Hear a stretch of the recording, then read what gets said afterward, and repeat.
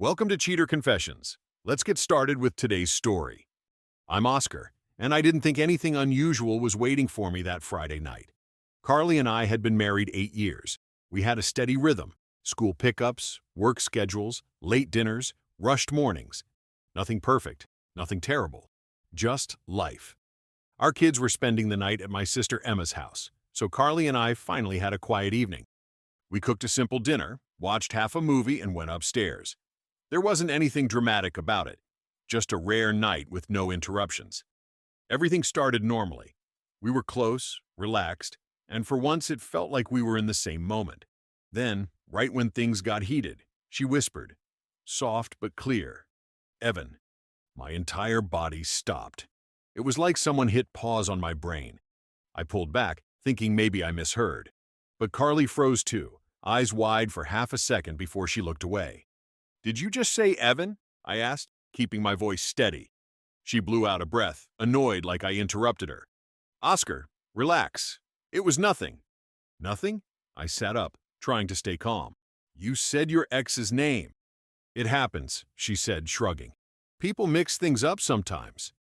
"In bed?" I asked. "During this?" Carly rolled onto her side, pulling the blanket up. "You're being dramatic. It was a slip. Don't make it weird." I stared at her. "Are you thinking about him?" She groaned. "Oh my God, Oscar. Not this. I'm tired. Drop it." "No," I said, still calm. "Tell me the truth." She sat up abruptly. "I said the wrong name. Big deal. You're turning it into a crisis for no reason." For a moment, we just stared at each other. Her face was stone cold. Mine probably wasn't far off. "You hurt me," I said quietly. She rolled her eyes. "Stop overreacting. It happens. Go to sleep." Then she turned her back to me like the conversation was over. I lay there for a long time, staring at the ceiling. I didn't yell, didn't storm out. I just went quiet. Something had shifted inside me, and I knew nothing about tonight was going to fade away by morning. The next morning, Carly acted like nothing had happened. She was humming in the kitchen, scrolling her phone like every normal Saturday. I watched her for a moment, trying to see if there was any sign of guilt. There wasn't. When she finally looked up, she said, "You're quiet. Still mad about last night?" "I'm not mad," I said. "I just want to talk about it." She rolled her eyes before I even finished the sentence. "Oscar, please don't start. I told you it was a slip." "You said your ex's name," I replied, sitting across from her. I think I deserve more than a shrug. "It's not that deep," she said, grabbing her mug. "People say wrong names all the time." "In the middle of intimacy?" I asked, keeping my tone even. She sighed loudly. "Yes, sometimes. It's not like I planned it. You're blowing everything out of proportion." "Are you talking to him again?" I asked directly. Her eyes narrowed slightly, just enough for me to notice. She shook her head quickly. "No, why would I? You always jump to the worst conclusion." But I saw the slight twitch in her jaw, the defensive posture, the way she angled her phone away from me on the counter. "You didn't answer the question," I said. She slammed her mug on the table. "I said no. Stop acting insecure. That's not attractive." "I'm not insecure," I said quietly. "I'm asking because something feels off." She waved me away like I was a salesman at the door. "You always do this. You twist everything until I'm the villain. It was an accident. It happens. End of story." Then she walked upstairs to shower, dismissing me like the discussion was over. But it wasn't over for me. As the water ran, I sat at the table replaying every word. Not one apology. Not one sign she cared that she hurt me. Just irritation. I wasn't emotional, not even angry. The more she minimized it, the calmer I became. Something in me settled. If she wanted everything to be no big deal, then I'd stop treating anything like it mattered. I realized I didn't need yelling or drama. I needed the truth, and I was going to find it. 3 days passed. Carly acted like the name slip had never happened. She was cheerier than usual, almost performative. She kept her phone glued to her hand, screen tilted away from me every time she typed. I didn't push. I didn't ask. I just watched. On Wednesday night, the truth showed itself without me lifting a finger. Carly left for a late meeting and forgot her old tablet on the couch. The thing barely held a charge, but when I picked it up, the screen lit up. A cloud sync notification popped up. Her messages were still connected. I didn't snoop. I didn't hack. The device opened itself. The first thing I saw was a conversation labeled Evan. I tapped it once. The newest message from her read, 2 more months. I promise. Just need everything to look stable. His reply, can't wait. Miss us. My chest didn't tighten. My hands didn't shake. I just felt clarity. I scrolled. There were months of messages. Complaints that I was emotionally dull, that we were basically roommates. Promises to him that she was trying to make the exit clean. Dreams of starting fresh by summer. There were emojis, plans, secrets, little fantasies, all typed with the same fingers that brushed my cheek 2 nights earlier after saying another man's name. I took screenshots quietly and emailed them to myself. No drama, no anger, just documentation. When Carly came home later, she kissed my cheek like everything was perfectly normal. I let her. She went upstairs to shower. I plugged the tablet in and set it exactly where she left it. The next day, I called Lucas, my closest friend. He's not emotional. He deals in facts. When I told him everything, he said one sentence. Oscar, don't argue with someone who's already left in their head. After work, I visited my sister Emma. She knew enough about family court to point out the important parts. My house was mine before marriage. Carly's messages showed intent to leave. Her secret visits to Evan could affect custody.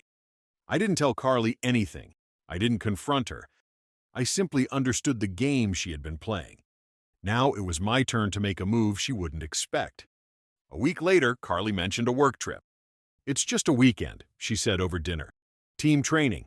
We're staying at a hotel near the office. Long days, boring stuff. I nodded. All of you going? Most of the department, she replied quickly. Why? Just asking, I said. That night, when she went to shower, I checked the email thread on the tablet. The hotel name was there, plus a message from Evan. Looking forward to finally having time together without sneaking. Me too. Feels like a test run for the real thing, she replied. That settled it for me. On Friday morning, she left with a small suitcase and said, try not to miss me too much. I'll do my best, I said. As soon as her car turned the corner, I pulled out my phone. First call, the moving company. Hi, I need help today if possible. 1 bedroom's worth of personal belongings, clear labels, straightforward job. Second call, a locksmith I had used once before. Can you come by this afternoon? I want every lock changed. Then I sat in the bedroom and began sorting. I didn't touch my things. I only pulled what was clearly hers. Clothes from her side of the closet, shoes she loved, makeup trays, jewelry box, desk in the corner she used for remote work, shelves she decorated with photos, candles, and little plants. I placed sticky notes on everything that belonged to her. No spite, no damage, just separation. When the movers arrived, the foreman asked, so, all items marked with notes go, correct? Yes, I said. They're for my wife. These are her belongings. They're being delivered to a new location. He raised an eyebrow but didn't comment. Workers carried box after box downstairs. I gave them Evan's address, apartment number included. On the last box, I taped a small envelope to the top. Inside was a single sheet of paper with one line. You said mistakes happen. So this happened. By late afternoon, her presence in the house felt smaller, but the rooms felt clearer. The locksmith finished soon after. At 6 in the evening, my phone buzzed. Unknown number first. Then Carly. I answered. Oscar, she shouted. Why is all my stuff in front of Evan's building? I leaned against the counter, calm as ever. Because, I said, that seems to be where you were headed anyway. Carly didn't call again for about 10 minutes. She must have been yelling in the street because when she finally rang back, her voice was raw. Bring a truck right now, she said. You're fixing this. No, I replied. Your things are exactly where you kept trying to put yourself. You're insane. I didn't argue. I simply said, talk to Evan. She screamed something and hung up. 2 minutes later, Evan's number popped up on my screen. I answered with a calm, yeah? What the hell is this? He demanded. Carly is out here crying, and my girlfriend, Brianna, is throwing boxes down the stairs. I heard shouting in the background, a woman's voice, furious. I stayed steady. You should probably check your messages before taking sides. What messages? I sent him 6 screenshots, the ones where Carly told him I was boring, about counting down, promising him summer, saying they were basically living separate lives anyway. A long pause followed. Then the yelling on his end got even louder. Brianna had read the messages too. I heard her shouting, "You've been meeting her during my work shifts? Are you serious, Evan?" Another crash. He yelped. Something hit a wall. Then the line went dead. 5 minutes later, Carly's mom, Jenny, called me. "What did you do to my daughter?" she demanded. I spoke plainly. I moved her belongings to the place she spent months planning to move into. She made a mistake, Oscar. She said it happens. I responded in the same spirit. Jenny's tone sharpened. "You ruined her reputation." "No," I said. "She did that when she called me Evan in bed." Jenny went silent for a moment. Then she muttered, "You men are all the same," and hung up. That night, Carly showed up at my door. She banged hard enough to make the picture frames rattle. When I opened the door, she pushed forward, but I blocked the entrance. "Let me inside," she demanded. "You can't lock me out of my own home." "Your things are with the man you've been preparing a new life for," I said. "This house isn't your stage anymore." She pointed a finger at me, trembling with rage. "I made one mistake." "You made months of mistakes," I replied. "The name was just the part you couldn't hide." Her eyes filled with tears, anger, not regret. "This isn't over," she hissed. I looked her straight in the eyes. "Yes," I said, "it is." The next morning, Carly tried to rewrite the story before anyone else could.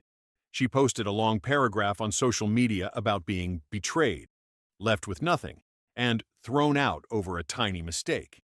She didn't mention Evan, or the months of messages, or the hotel weekend she wasn't attending for work. People commented things like, "Stay strong," and "Men don't understand mistakes." But then someone asked, "What was the mistake?" Carly didn't answer. I didn't respond publicly until the 3rd time she implied I had emotionally abused her. Then I wrote one sentence. Carly called me by her ex's name during intimacy and hid a months-long relationship with him. I didn't insult her. I didn't rant. I didn't add details. I just corrected the lie. After that, things got quiet. Too quiet.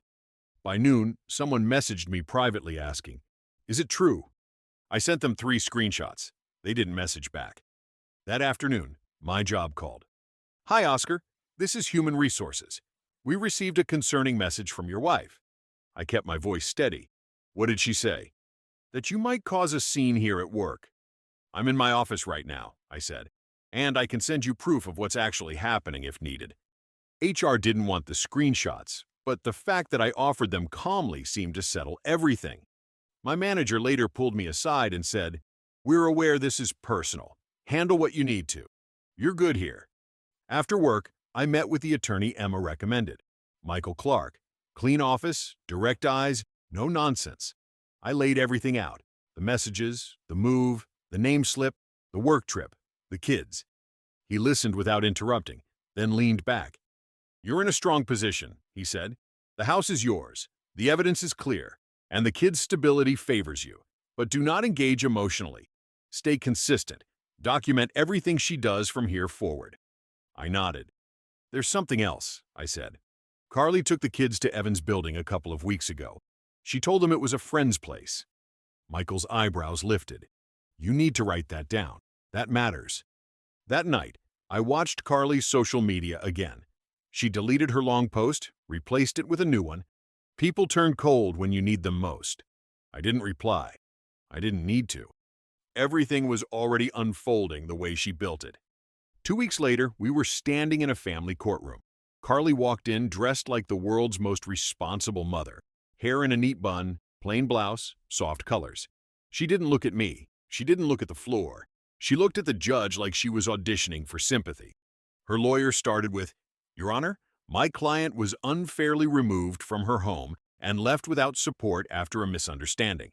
She was blindsided. She has always been the primary caregiver." Michael didn't flinch. When it was our turn, he stood. "Your Honor, we have written evidence of a long-term emotional relationship between Mrs. Collins and her ex-partner Evan Ward. which began months before the incident in question. We also have proof she planned to leave the marriage once she believed she could secure a better financial outcome. Carly's lawyer shifted in her seat. Michael continued. We also have messages showing Mrs. Collins took the children to Mr. Ward's residence without informing my client. And we have documentation that Mrs. Collins lied about a work retreat in order to spend the weekend with Mr. Ward. He placed the screenshots on the judge's desk. Carly whispered, "Oh my God," under her breath. The judge, a woman in her 60s with a calm stare, flipped through the pages. "Mrs. Collins," she said, "did you call your husband by Mr. Ward's name during marital intimacy?" Carly blinked hard. "It was a slip." "Did you?" the judge repeated. "Call him by another man's name?" "Yes," Carly muttered. "And did you tell him, quote, 'it happens'?" Carly didn't answer. The judge looked at her again. "Did you take your children to Mr. Ward's apartment?" Carly looked down. "Yes, but Did you tell Mr. Ward you were counting down the months until you could leave your husband?" Carly's mouth fell open. I didn't mean—" "That's enough," the judge said. She turned to me. "Mr. Collins, I'm granting you temporary primary custody effective immediately.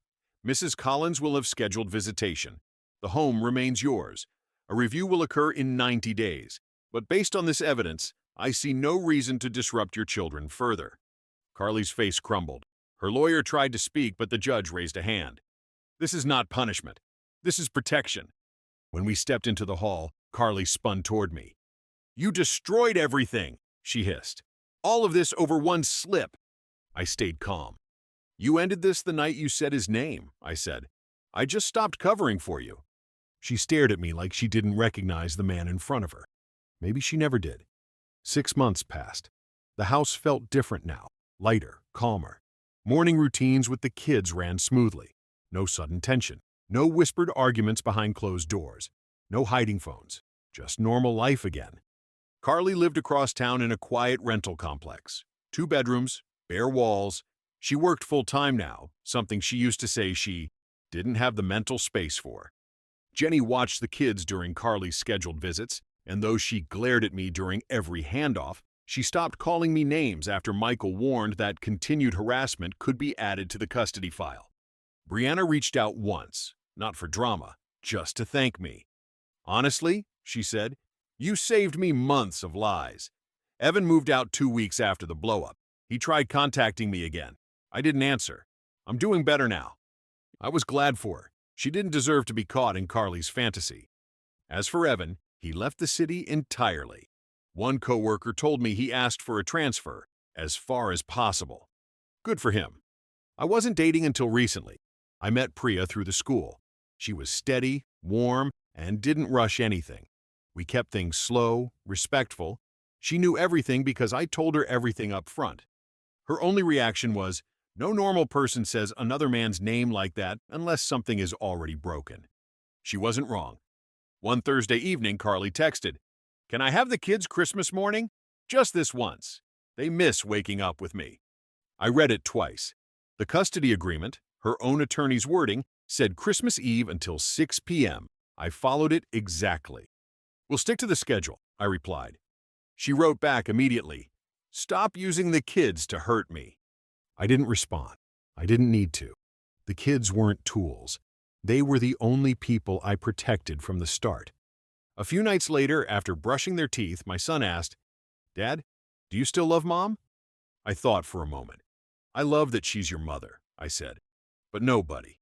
Not like before." He nodded like it made perfect sense. Christmas morning arrived. The kids and I made pancakes, opened presents, and watched animated movies. The house felt like mine for the first time in years. Late that night, while closing the curtains, I thought about the exact moment everything changed. Carly whispering another man's name like she couldn't help herself, then laughing it off like I was unreasonable for caring. Now, months later, the truth was simple. In this home, everyone says my name because they mean it. And that was enough. Thank you for watching.